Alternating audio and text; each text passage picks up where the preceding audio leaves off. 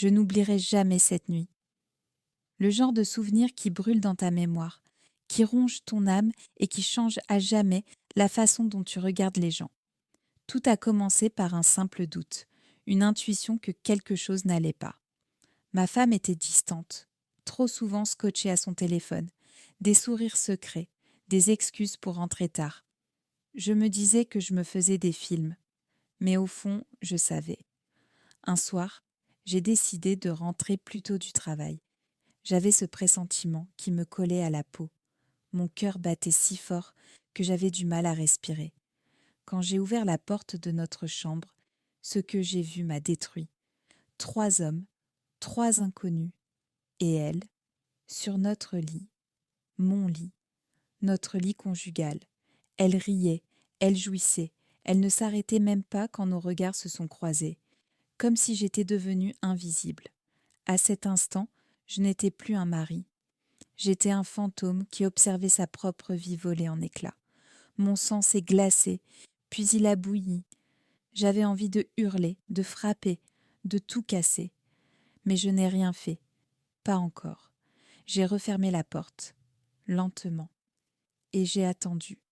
Tu sais ce qui est le plus douloureux dans la trahison? Ce n'est pas l'acte physique, ce n'est pas le sexe, c'est le mépris. C'est comprendre que celle qui jurait t'aimer peut te remplacer par 3 inconnus, sans une once de remords. C'est ce sentiment d'être piétiné. J'aurais pu divorcer, j'aurais pu fuir. Mais non, moi, j'ai choisi la vengeance. Le lendemain, comme si de rien n'était, je l'ai regardée dans les yeux et je lui ai dit que je savais tout. Elle a nié, elle a supplié, elle a pleuré, mais son visage la trahissait.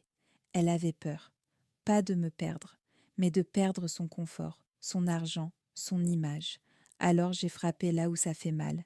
J'ai vidé nos comptes communs, j'ai pris la maison à mon nom. J'ai récupéré la garde provisoire de nos enfants en utilisant les preuves que j'avais filmées ce soir-là.